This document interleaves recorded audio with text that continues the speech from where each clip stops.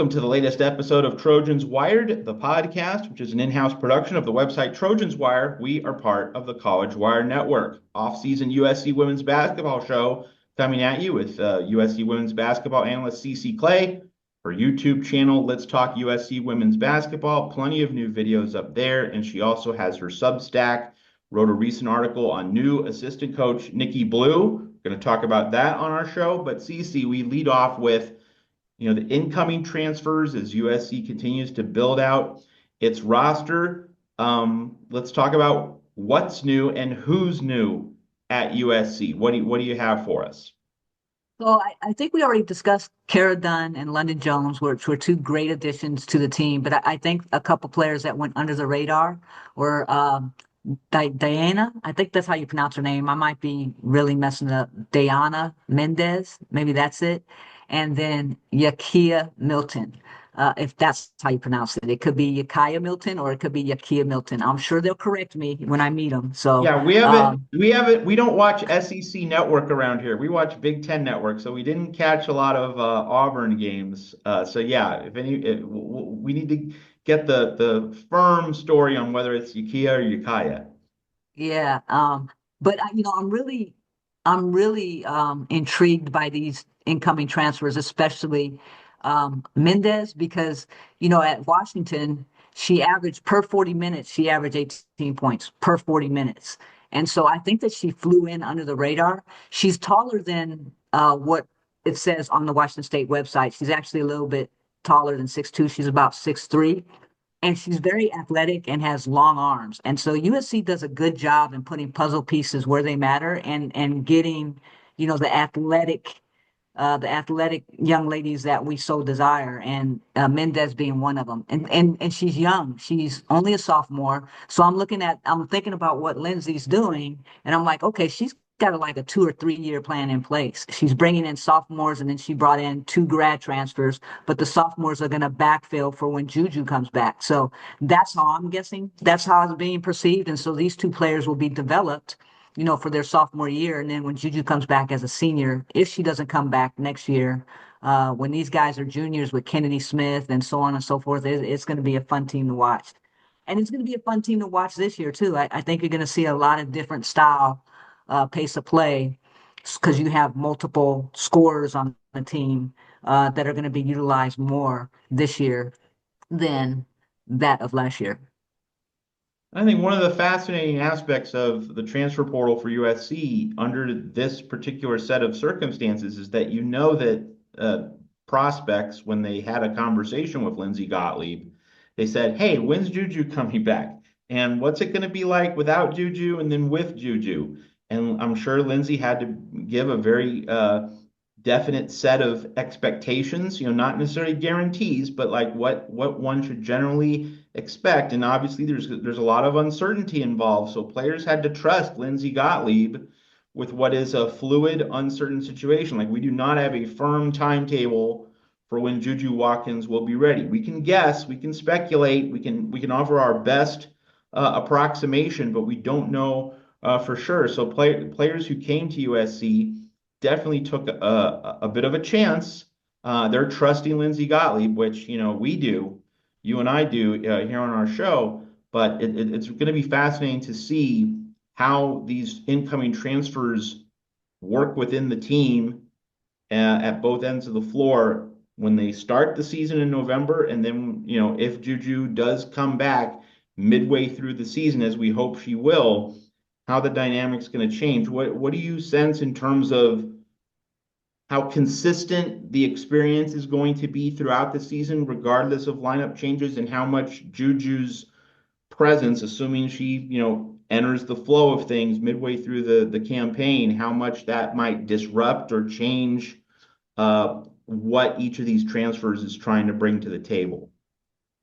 I think, when you look at it, I always have to revert back to the Lindsay's second year when she brought in Destiny Littleton and team. That team was so underrated, and nobody thought that team would be able to do anything. And she ended up getting them back to the NCAA tournament that year. And so I think with next year's team, this team coming in compared to that team is much better, much more athletic, much more talented. And I think people are forgetting that we got Jazzy Davidson coming in. Jazzy Davidson is the number one ranked high school player in the nation. So last year it was Sarah Strong, the year before it was Juju, and this year's Jazzy. Jazzy is a 6'3" guard. You know what I mean? Just like Juju. She's lanky, she's good, she's a defensive player like Kennedy. So I think when the players are looking at coming to USC and Lindsey Gottlieb is selling the story on how this team is going to be with or without Juju, you got to look at all the tangibles we got. I mean, Jazzy Davidson, Kennedy Smith, and then Dunn committing. She's a top guard. She's going to be one of the top guards in the nation next year, I believe. And I think, we got Viv and we got Laura Williams coming back. So we might not be as big as we were last year, but I think we're just really, really athletic. And we're not done in the portal yet. We're still going to bring in another big and another guard, I think. To back up what we already have. But I think that, when you look at the dynamics of the way the WNBA is compared to college, spacing and speed and transition ball is so important and pace of play. And so when you look at the players that Lindsay brings in and the players that we have on our team already, that defines what the WNBA is doing. So she's setting this team up and setting players up to go ahead and be ready to go to that next level. And I think you're going to see, even though they played fast last year, especially when Juju was on the court, Juju got the ball and ran it down the court. I think you're going to see more of that next year. I mean, because the players that we have are so athletic. And then with London Jones, who I think, no disrespect to Avery, but is a much better 3-point shooter than Avery, and she can do other things that Avery couldn't do. She's going to fill that spot really well. She can drive off the bounce. She can fake and shoot. She's not just a catch and shoot 3-point shooter. So I think the spacing is going to be better this year, and I think you're going to see guards. We're going to have a little bit of more of a motion offense where we're cutting more, so cutting more to the rim. So it's going to be exciting to watch. All right, now you talked about one of the new portal additions, Dayana Mendez from Washington State, Kami Etheridge's program. Now let's talk about Yakaya. Could be Yakia, but I'm riding with Yakaya Milton from Auburn. And Cece, my immediate impression, I mean, just evaluating her from a distance, and again, didn't watch a lot of Auburn basketball this past season, but just reading the stories on her and what she brings to the table, to me, like this is the shot blocking defensive big. That is clearly the role on the team. So my question for you, Cece, would be, we saw Rhea Marshall at the front of the press with her length, with her disruptive ability, taking teams out of their sets. When they cross the half court line, like the shot clock's already down near 20, and they can't really run their full set of actions. Or should we expect a similar role for Yakaya Milton, not just as the shot blocking big and providing rim deterrence, but really being on the front line of the press with her length and making it really hard for offenses to throw over the top and get set in the half court? Yeah, that's going to be interesting to see if she takes on that role as Mad Dog, the front of the press, because Rhea embodied that role. Like she wanted that role. It was a competition for her. Now, with Milton, I mean, she's a legit 6'5", right? Rhea Marshall, you could argue she was 6'4", 6'5", but Milton is a legit 6'5" with long arms, which makes her about 6'8", in my opinion. And her footwork, when I was watching some of the stuff and some of the stuff that I put on YouTube, if you go watch just her footwork, the way she moves around the basket, she's really quick on her feet and she stands on her toes when playing defense. So I think, that was another thing that Lindsay looks for. We need players that want to play defense, and she fits that bill. So, she's going to be a rim protector. And I mentioned this in my video. When Beth is done with her, she's going to be a better shot blocker than she is now. I mean, she didn't get that many minutes off the bench when she was at Auburn, but she's going to get a lot of minutes for USC just because of the way we play and her athleticism.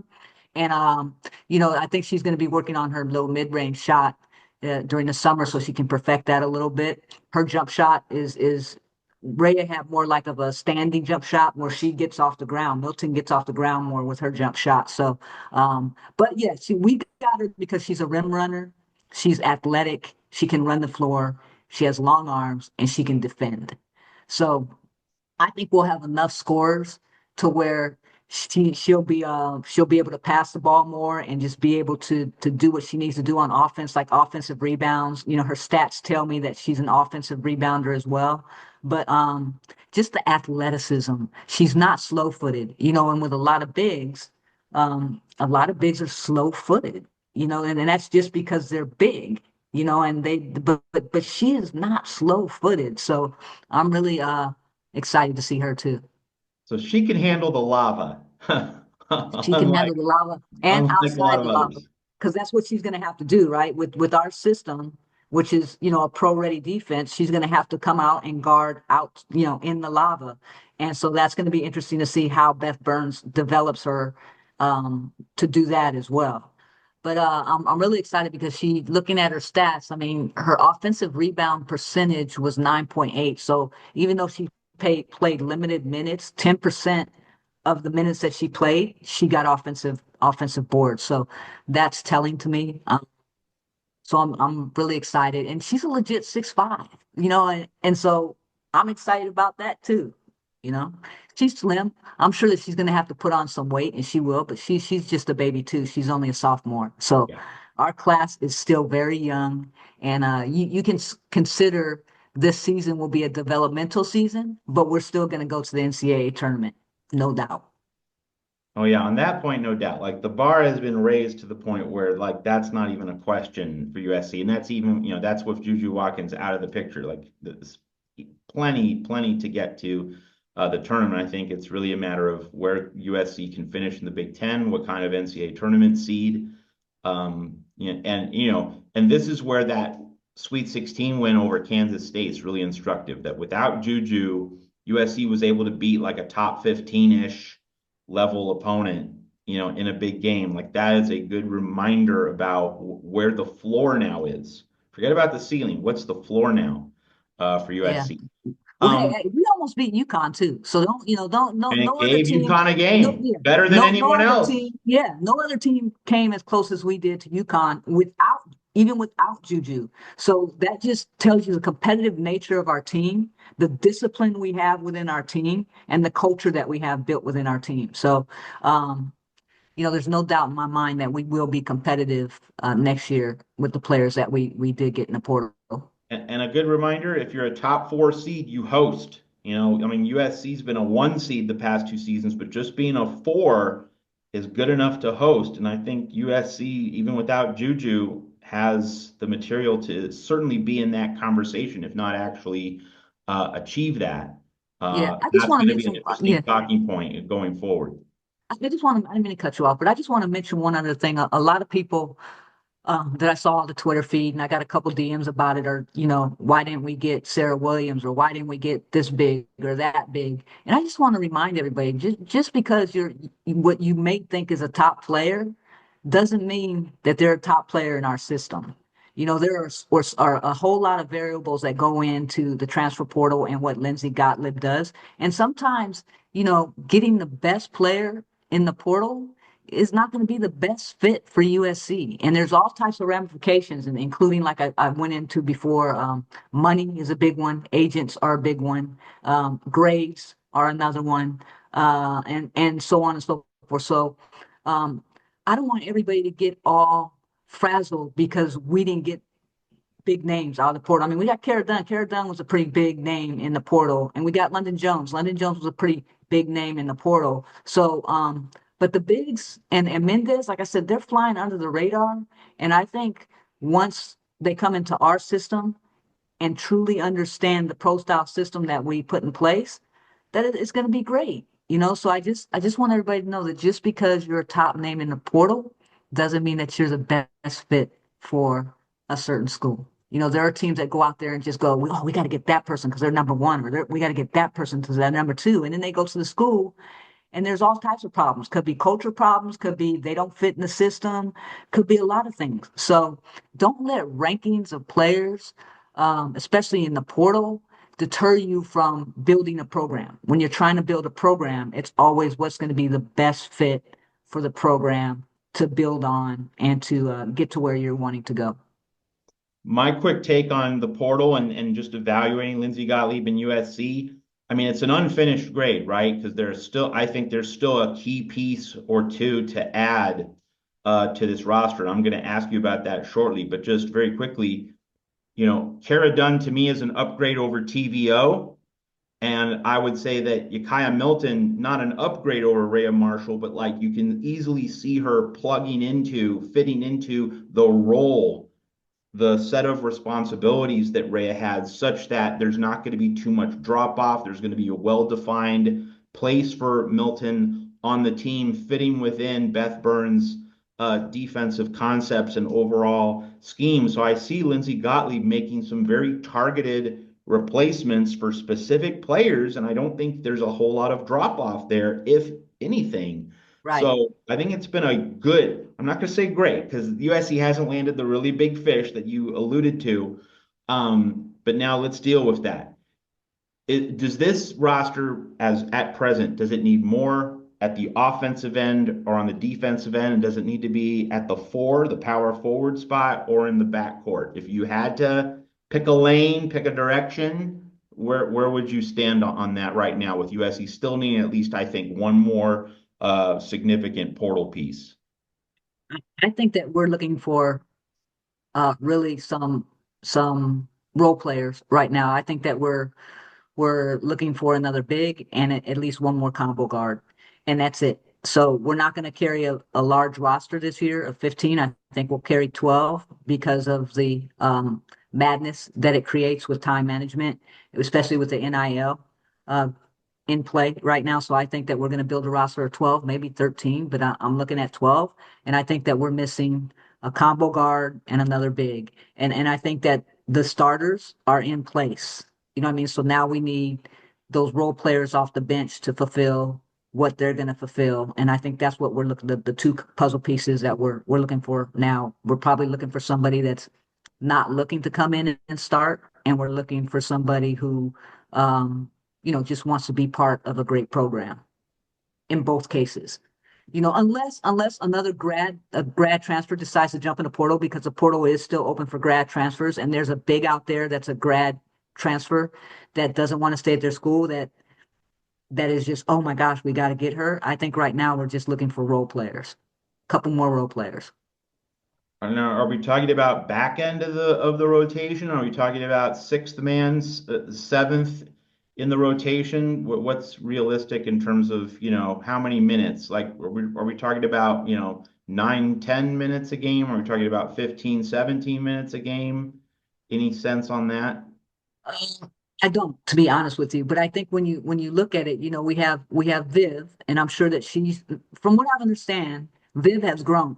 She was 6'2", she's about 6'3", 6'4" now, from what I'm hearing.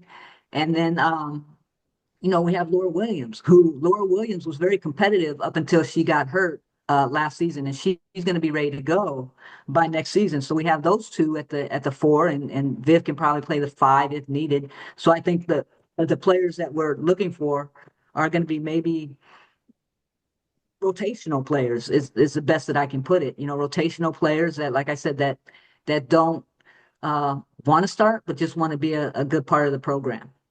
Because when you look at it, we have Cara Dunn, we have London Jones, we have Kenny Smith, we have Jazzy Davidson coming in, Viv, Mendez, Milton. So we need role players now that they're going to come off the bench and supply valuable minutes.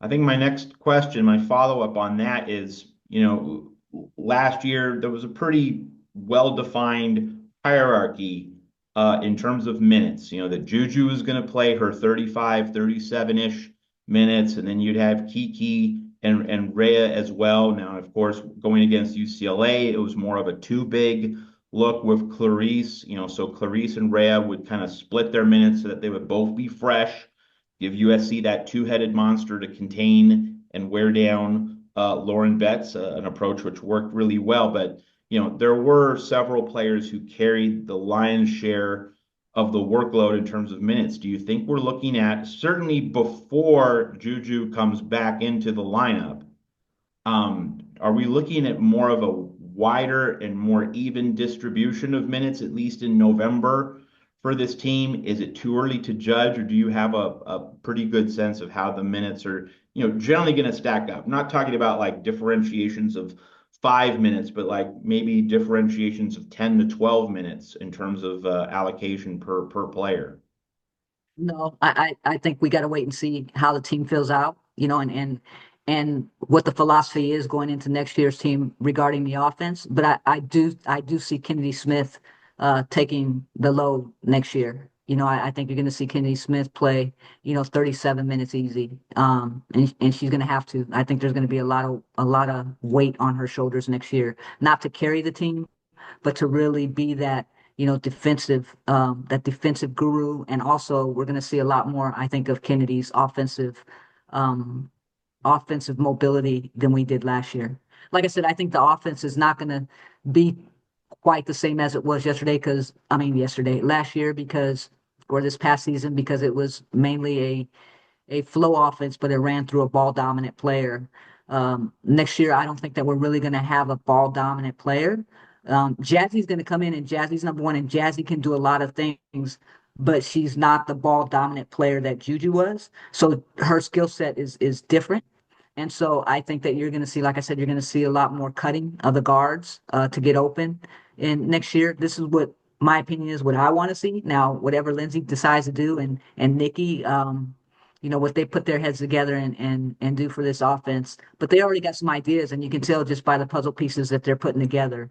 But I do think pace of play is still going to be a big thing, and the spreading of the offense. But I do think that Kenny Smith is going to have a lot of minutes next year. Her workload is going to be huge next year. I think we could agree on that one for sure. All right, let's move to the new assistant coach. And you alluded to this at the beginning of the show very briefly, that Wendell Farrell out and Nikki Blue comes in. And you've written about Nikki at your Substack, so everyone want to check out Cece's article at her Substack on new USC assistant coach Nikki Blue. She's highly credentialed. You can kind of give people a little taste, offer a little teaser of your Substack. What is USC getting with new assistant coach Nikki Blue? And a diamond in the rough. I mean, I just did a video on her as well. So you can check out that short 7-minute video on Nikki if you're more of a YouTube person and not a article reader. But when we got this hire, my mouth dropped. I was like, holy shit. You know what I mean? What a great hire. I mean, and the reason why I say she's a great hire is because, as I mentioned in my video, she's done it at all levels, right? She's went from a mid-major at coaching at Cal State Bakersfield to a regular D1 mid-major with Grand Canyon, and then a Division I Power Five with Arizona State, and then the WNBA. So she's seen all levels. And as a player, she was ultra competitive, loved defense. She can relate, across multiple generations. And it's just her philosophies are going to be WNBA minded. She's a player development coach as well. So I think that we just hit a home run. We lost a good one, but we got a great one. So uh, I'm really excited to see what she brings to the floor. And I'm trying to get her on my podcast, the Let's Talk USC Women's Basketball podcast. So I'll try and get her on there probably within the next month or so. But she's probably loaded with a whole bunch of stuff going on right now, especially with evaluations for high school and all that kind of recruiting and all that kind of stuff. But yeah, just a real diamond. And I'm excited. I'm sure the players are excited, and just a real good get for USC. And we're Well, still looking for one other coach too, from what I understand. okay, that's a good extra note. But hey, you have a whole off season to chase down Nikki Blue. Like the clock's not really ticking. You have plenty of time and space. And of course, Nikki Blue was going to be coaching in the WNBA. Now she doesn't have to worry about that set of responsibilities this summer. One Obviously, thing, she has a the lot one on her thing, yeah. plate, but she's not going to be game coaching in the month of May. Well, the one thing I love about Nikki Blue is when she was coaching at the Phoenix Mercury and they had all that debacle, when Tina Charles left and went to Seattle right before the season even started. I think she wanted out of Phoenix, and then Skylar and Diana. I mean, there was a whole bunch of team issues, and then so she left the team, and then well, she didn't leave the team, but Nikki Blue was called on after the current coach of that team got let go, and they went to Nikki Blue and said, "Hey, can you manage this team for the rest of the year?" And could you imagine, you know, coaching, 25 to 39-year-old women who are at each other's throats all the time, who don't agree, but you have one goal, and that's really just to win a game. Every time you have that's the goal. Just let's win a game. Let's get through a game. And for her to be able to come in and manage that, what I call a crisis situation, and do it with such grace and such calmity, and just got through the year. When they told her they weren't bringing her back as a head coach, I just thought that was really, really um, they wanted to go a different direction, but they did what she was asked to do, and she did it really, really good. And I think that just speaks so much of how she feels about the game, how she feels about women, how she can manage personalities and still achieve goals. And that's the biggest thing. So her coming down to the college level, like I said, it's just I don't know how Lindsay pulled this off, but kudos to Lindsay for pulling this off, man. The way she works her magic with getting players and coaches is unbelievable to me. And I just think with Nikki Blue, with all that she's done and all that she's been through, especially with that Phoenix Mercury team, if that doesn't speak highly of what she's capable of doing, she will be a head coach again someday. But right now, I'm just glad that we have her as an assistant. And we've talked a lot in the recent months after the USC season ended about NIL, the transfer portal, the economic forces, the demands on these young athletes, minds, bodies, their expectations, the agents, the sharks swimming in the water. Nikki Blue can go into this ocean of complex emotional complexity and talk to these players about, hey, I did conflict resolution with Diana Taurasi and Yeah, other really large personalities, and they wanted their minutes, they wanted their role. Like yeah, she's in a position to really educate and offer some eye-opening truths behind the scenes of the WNBA. Like yeah, that right there, just people management, I think could really be a steadying influence, especially with Juju Watkins, possibly joining this team in the middle of the season. Like how that gets handled. Nikki Blue could be that perfect puzzle piece on yeah. Lindsey Gottlieb's Well, yeah, staff. not only that, now you got Lindsay Gottlieb who came from Cleveland, so she came from the NBA, but not WNBA. Um, you had Kurt Koklanis who coached in the WNBA, who left to go get a head coaching job, and so now you have Nikki Blue who can, when Lindsay Gottlieb is selling the program, hey, we run an offense that's pro ready, that'll get you ready for the WNBA. Hey, we run a defense that'll get you ready for the WNBA because you're going to learn how to play perimeter defense if you've never done that before. You're going to learn how to hedge. You're going to learn how to switch in the correct way. You're going to learn how to do help side in the correct way. So when you get to the pros, you'll be ready and you have seen everything that they're throwing out to you in the pros. It's hard for a player to believe that. But now you have Nikki Blue coming in and saying, hey, coached in the W. I know what it's like. And what Lindsay's program is all about preparing you to be a pro. So it's not just about the goal of winning a national championship, it's the goal of life. What do you want to do as an individual? Right? That's Lindsay's whole mindset. Yes, the goal is to win the national championship, but the goal is to get you further than a national championship and to get you ready. And if you can buy into that and believe in that, you'll be a winner in life. And Nikki Blue comes in, and now she's able to sell that same story. So it's a win-win because she's lived it through the hardest time with the Phoenix Mercury. Like you said, how do you manage that chaos that was going on? So we've been talking about the WNBA to a degree, and that's a perfect time to segue into the next portion of our show. And by the way, we're going to be checking in on Kiki Iriafen and Rhea Marshall throughout the summer. So like this is not just a one-time thing. We're going to continue to look at them, other pro Trojans as well. Also looking at the WNBA and like what lessons there are to learn from the pro game that we can then, apply to USC and the college game. But let's now deal with WNBA season starts later this week, so Kiki and Rhea begin their pro journeys for real. Kiki with the Washington Mystics, Rhea with the Connecticut Sun. Cece, what have you been seeing from the preseason?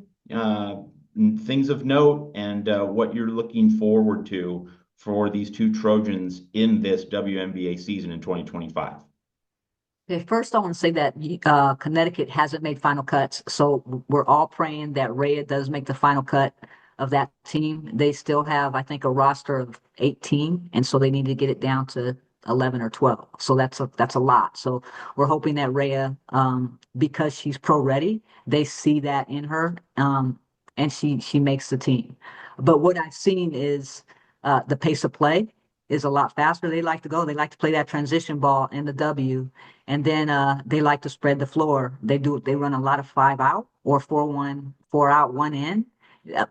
Just like what USC does, just like what Lindsay has been scheming on her offensive side of the ball. On defense, you see the bigs having to come out and guard the perimeter because a lot of bigs now are shooting the three. That's one thing I noticed. So the bigs are having to come out and guard the perimeter. So somebody like Lauren Betts, who's afraid of the lava, if she doesn't start getting in the lava, this is her year. Corey Close has got to get her developed and get her, out on the perimeter so she can learn how to play defense. But yeah, the WNBA, if you're a basketball fan, it's really a fun game to watch because of the pace of play. Just because of the space of play and the way their spacing is, the way they spread it, it's so fun to watch. And Kiki and Rhea are fitting in just perfectly. I would be really surprised if Rhea didn't make the final roster for Connecticut, right? You would think, but the WNBA rosters, there's a lot of politics going on with the WNBA rosters, and there's money involved, and I've seen some crazier things. Should she make the roster? She should because the minutes that she's played, she's been very impactful. So we'll And see. Connecticut's had a full rebuild teardown. Like they lost all their elite players from last season. So you'd think that would be exactly the roster where Rhea Marshall would find a place. Yeah, but the coach is international, and he's brought in a couple international players that he Hmm. probably wants to keep on the team, and so that's something that I'm looking at. And if he decides to go that route, is Rhea gonna end up getting the short end of the stick of that deal? So just waiting to see what that looks like. But like I said, with her understanding of the WNBA, the defensive schemes, like when I watch Ray on defense at the pro level compared to when I was watching her at SC, it's the same thing. I mean, she's standing in the middle of the paint. She knows where to go. She's watching, players all over the place. She's rim protecting. She's doing a good job. So what she learned at SC is really translating over to the W. Same with Kiki. I think Kiki, if you ask Kiki now, she was saying that she had a lot of challenges at USC adjusting, to the pro style offense. But I think if you go back and ask her now, she'll be like, wow, what I learned at USC really, really helped me, overcome the challenges that I would have had if I didn't have those challenges at SC. So a Kiki follow-up, since like we know she's going to be on the roster, we're not sure about Rhea just yet. As we record this podcast, we might find out officially later this week. But for Kiki, I noticed that Georgia Amore, the number 6 pick of the Mystics, so one of the fellow tops, their Mystics had 3 top 6 draft picks. So Kiki was one of the 3, but Georgia Amore out for the season with an injury. How much of an effect, an impact will that have on Kiki Iriafen in DC? That's not going to have an impact on Kiki. It is going to have an impact on the team because she was that 3 point shooter for them. That's specifically why they brought her in. She was going to be a point guard and 3 point shooter. And now you can see Washington is struggling a little bit because they have to go with Sug Sutton, who is not a Georgia Amore. You know, she doesn't she's not that effective as in shooting the three as Georgia Amore would be. So Washington at some point has to think about getting another 3 point shooter in the game that can run point, and that's what Georgia Amore was going to do. Let me just intervene though. Doesn't this affect Kiki in terms of like it's going to take away a little bit more floor spacing? It means that, there's going to be perhaps fewer isolation or one-on-one opportunities for her, or is that not really too much of a concern in your eye? No, because Sug Sutton's filling the role that Georgia Amore did. She's a point guard as well. So Kiki's spacing has nothing to do with Georgia Amore or Sug Sutton. I think that the spacing as a team, as a whole, um, is fine. They play with a lot of space. So, and some of the plays that they run, like one of the plays that they ran was just like an SC play. I put that in my video. So it's it's uh it's really crazy to me how people will comment on SC's offense, but then when I look at the WNBA, I see a lot of what SC does, ran on pro teams today.